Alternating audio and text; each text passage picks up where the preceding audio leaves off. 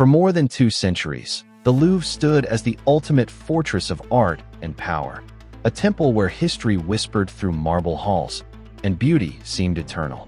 It had survived revolutions, empires, and 2 world wars. But one October morning in 2025, that illusion shattered.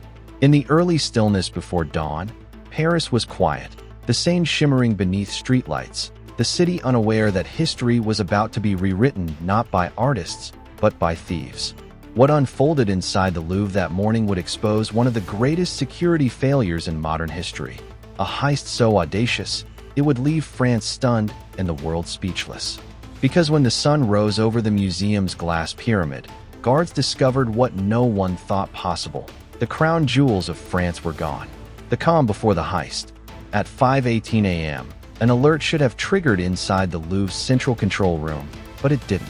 Security logs later revealed that one of the camera feeds facing the Seine had been looped, replaying harmless footage while intruders moved unseen through the darkness. Using a construction-style basket lift, the thieves reached a window near the Galerie d'Apollon, the Louvre's most protected room, home to the glittering jewels of the French Empire. Inside those walls sat crowns, tiaras, and scepters once worn by Napoleon III and Empress Eugenie. Treasures insured only by legacy, not by money. They bypassed motion sensors, cut through a reinforced window, and in just minutes, pulled off what should have been impossible. By 5:29 a.m., the case holding the crown of Empress Eugenie and other 19th century jewels was empty. The entire operation lasted under 7 minutes. The thieves melted into the Paris streets as dawn approached, their getaway swallowed. By sunrise, the Louvre was sealed. Police, curators, and intelligence agents flooded the courtyard. The press soon followed. The French government called it an attack on national heritage.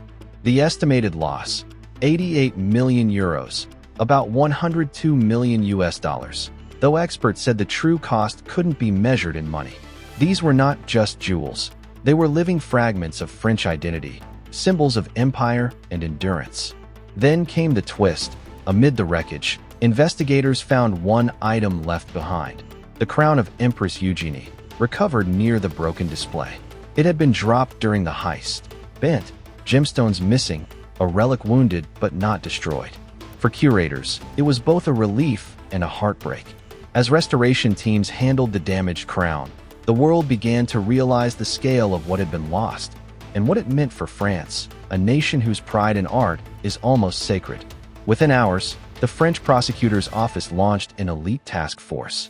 Over 100 investigators worked across divisions: cybercrime, organized theft, and art recovery. They traced routes, reviewed surveillance, and interrogated maintenance contractors. The Louvre director, Laurence Decars, stood before cameras, her voice shaking. This is not just theft. It is an assault on memory itself. But questions piled faster than answers. How had security been so easily breached? How could the world's most visited museum, guarded by more than 2,000 cameras, have blind spots? It turned out some sections of the museum, including parts of the Apollon Gallery, had outdated coverage. An earlier government audit had warned of this, but upgrades had been delayed. Bureaucracy had done what burglars alone could not. It made the Louvre vulnerable. Interpol and Europol joined the chase. Theories spread: professional art thieves, ex-military operatives, or an inside hand. Forensic teams found partial footprints on the gallery floor, size 42 boots, industrial soles. A single hair caught on the broken frame. But the DNA matched no one in French records. Then came the first real breakthrough. 5 days after the heist, French police arrested 2 men in Saint-Denis, just north of Paris. One was captured at Charles de Gaulle Airport while trying to board a flight to Algeria.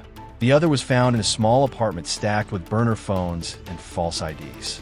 Officials confirmed they were being questioned in connection with the heist, but stopped short of calling them the masterminds. Investigators believe at least 4 to 6 others remain at large, possibly already beyond French borders. No jewels were recovered during the arrests. Not a single gemstone. Authorities widened their net. Europol tracked potential buyers across Belgium, Switzerland, and Dubai, known hubs for illegal gem trade. But weeks later, the trail remained cold. Experts warned the jewels might already have been recut or melted, their individual stones sold off in fragments to erase all trace of their royal past. The thieves didn't just steal objects, one gemologist said. They stole the story that gave them meaning. To prevent further loss, the French government quietly transferred what remained of the crown jewels, including pieces untouched by the thieves, to the Bank of France for safekeeping under military-grade protection. Meanwhile, the Gallery d'Apollon stayed closed. Behind sealed doors, forensic lights still glowed as investigators reconstructed every second of the 7-minute break-in. For France, the Louvre isn't just a museum, it's a mirror reflecting who they are. And the theft left a bruise that no restoration could polish away. Crowds returned when the museum reopened days later, but something had changed. Beneath the chatter of tourists was a hush, a sense that the invincible could bleed. In the cafes of Paris, conversations turned bitter. Some blamed underfunded security, others suspected foreign sabotage. Theories spiraled.